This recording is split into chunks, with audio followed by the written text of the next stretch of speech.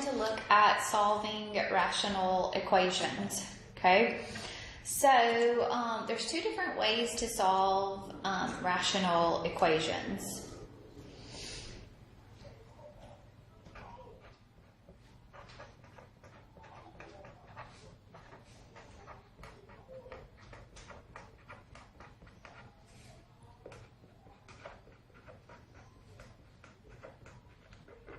Okay, so if you have a proportion,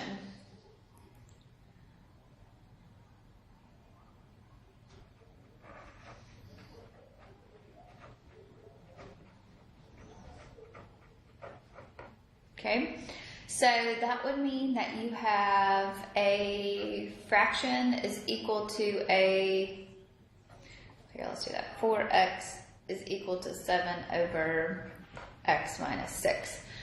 This would be a proportion where you have one simplified fraction is equal to a simplified fraction. Then if you have a proportion, then you can cross multiply.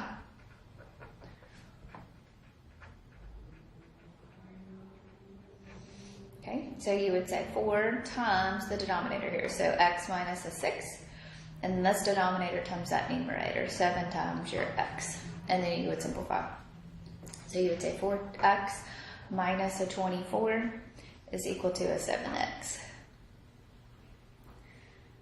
Okay, solve, so subtract your 4x on both sides here. So you'll have a negative 24 is equal to a 3x. Divide both sides by 3. So x is going to be equal to a negative 8.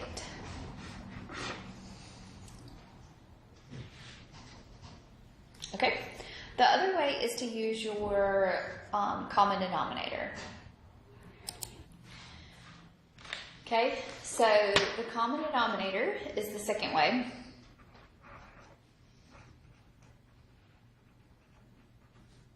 I'm going to show you what type of problem would be the best for this.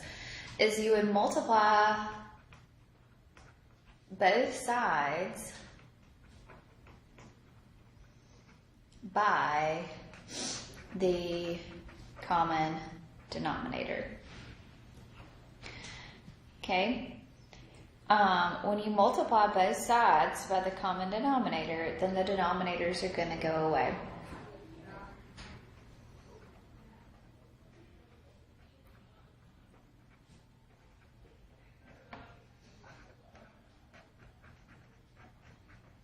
Alright, so let's do an example of that method. So if I have 4/3 minus 7 over n is equal to 1 over 6. So what is the common denominator here? 6n. So I'm going to multiply both sides by 6n. So I'm going to say 6n times 4, so that is a 24n over 3. 7 times 6n, that is a 42n over n. 1/6 times 6n, so that's 6n over a 6. Then you can reduce this. 3 goes into 24 how many times? 8. 42 over this is just going to be 42. 6 over 6, so this leaves you with an n there. You're going to subtract your 8 on both sides, so you're going to get a negative 42 is equal to a negative 7n. Divide both sides by negative 7. So you're going to get n is going to be equal to a negative divided by negative, which gives you a positive 6. Okay? So there's two ways to do this. If you have just two fractions equal to each other, then you can cross multiply. Okay? If not, then you want to find the common denominator. Okay? So let's do some examples here. And just determine which way is the best way.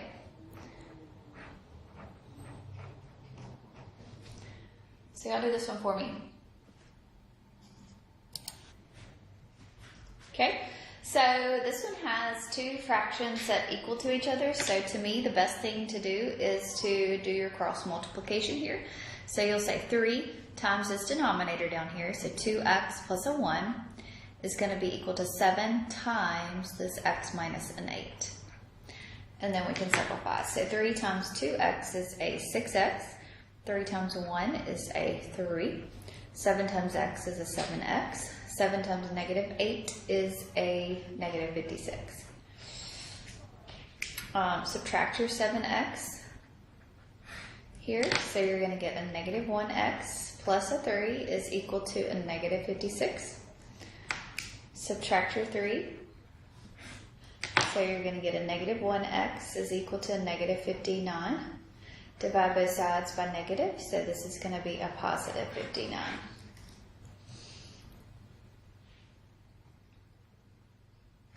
All right, y'all do this one for me.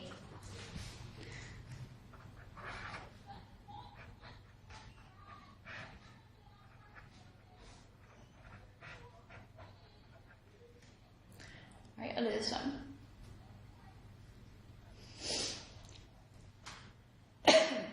This is just two fractions that equal to each other. So multiply this numerator times this denominator. So x plus 3 times x minus 2 is going to be equal to that denominator. So 3 times your 8. So here we would multiply. So x times x gives me an x squared. X times negative 2 is a negative 2x. 3 times x is a 3x. 3 times negative 2 is a negative 6. 3 times 8 is a 24. So we'll simplify. So x squared plus an x minus a 6 is equal to 24. It's a quadratic here, so I need to subtract 24 on both sides. So I'm going to have x squared plus an x minus a 30. It's going to be equal to 0. So now I need to factor. So x minus a 5 times x plus a 6. So both of those factors equal to a 0. So now we're applying everything that we've learned. And here are my two answers. Neither of those make the denominator in the original problem 0, so those are part of my solutions. Okay?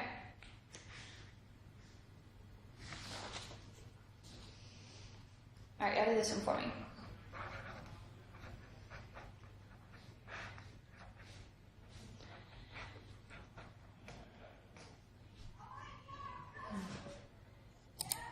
Okay, so two fractions equal to each other, so I'm going to do this one by my proportion. So I'm going to say 2x minus 3 times the opposite denominator, so x plus a 4 is equal to 2 times a 3.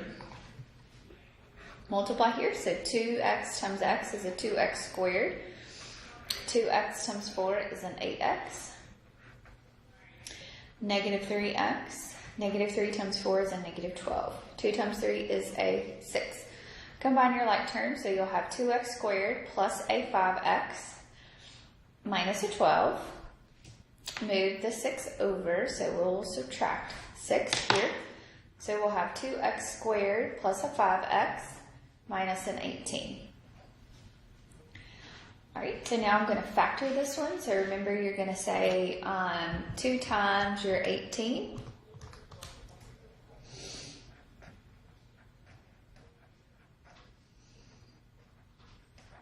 So then what multiplies together to give you 36 and adds together to give you a 5. So that is going to be x plus 9 times x minus a 4. Then we multiply by 2, so we're going to divide each one of these by 2. 9 can't be divided by 2, so this will be 2x plus a 9. And then this one will be x minus a 2. Set both of those equal to 0, so 2x plus 9 is equal to 0. X minus 2 is equal to 0. So x is going to be equal to a negative 9 halves, and x is going to be equal to a 2. So neither of those make the denominator 0, so that is your solutions to this rational equation. Okay. So now, let's do some more.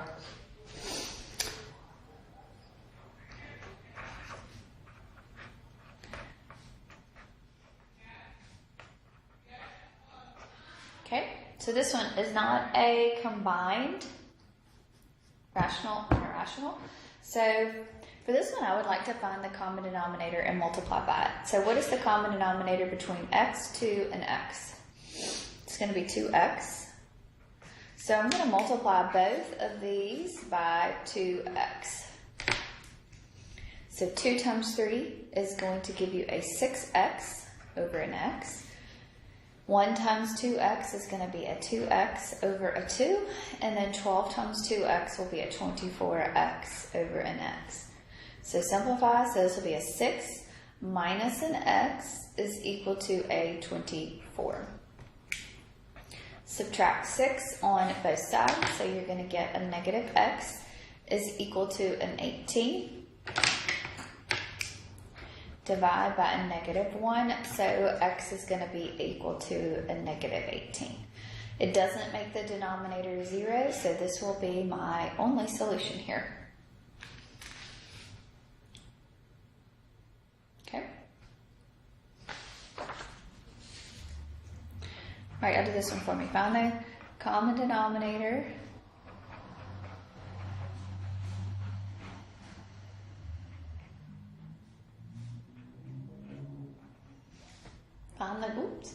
find the common denominator and solve this one for me.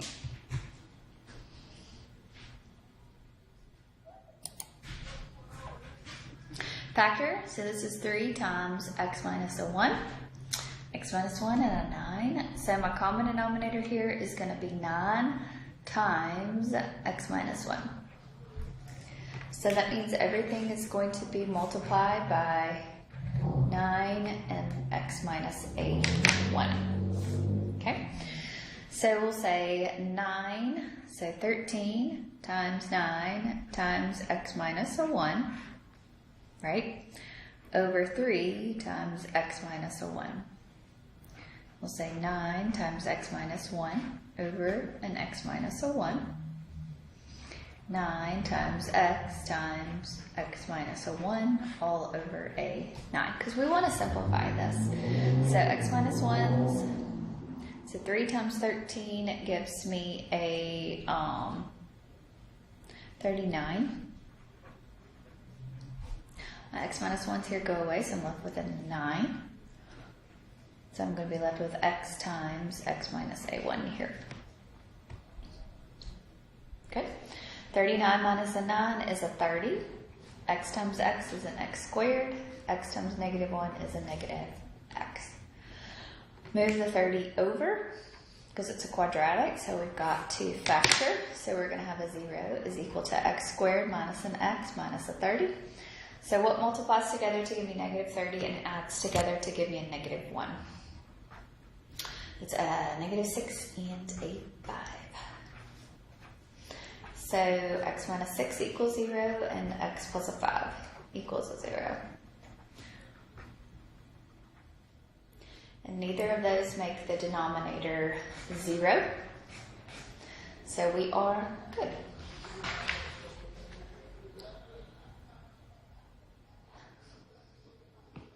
Okay.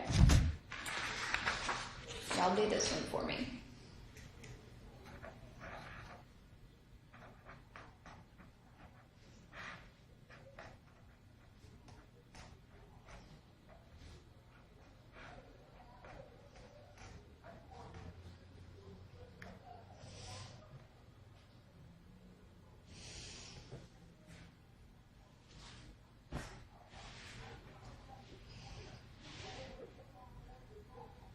Okay, so factor, so this one is the only one that can factor, so x times x minus 4, so the common denominator is going to be x and x minus a 4. Okay, so I'm going to multiply both sides by that. Okay, So when I do this, I'm going to have 3x minus a 2 times x minus a 4. It's weird. Over x times x minus 4. So what's going to happen there? That's all going to go away, right?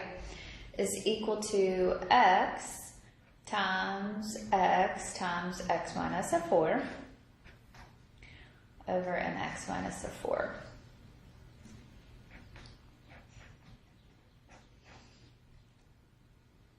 Okay, your x minus 4's go away. So you're going to be left with 3x minus a 2 is going to be equal to x times x, which is an x squared, minus x squared plus a 4x.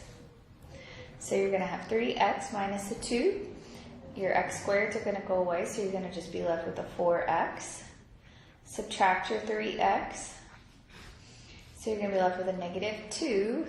Negative 2 is equal to a x. There you go. Negative 2 does not make the denominator 0, so we are good. Okay. All right. If you have any questions about anything, please let me know. Y'all have a great day.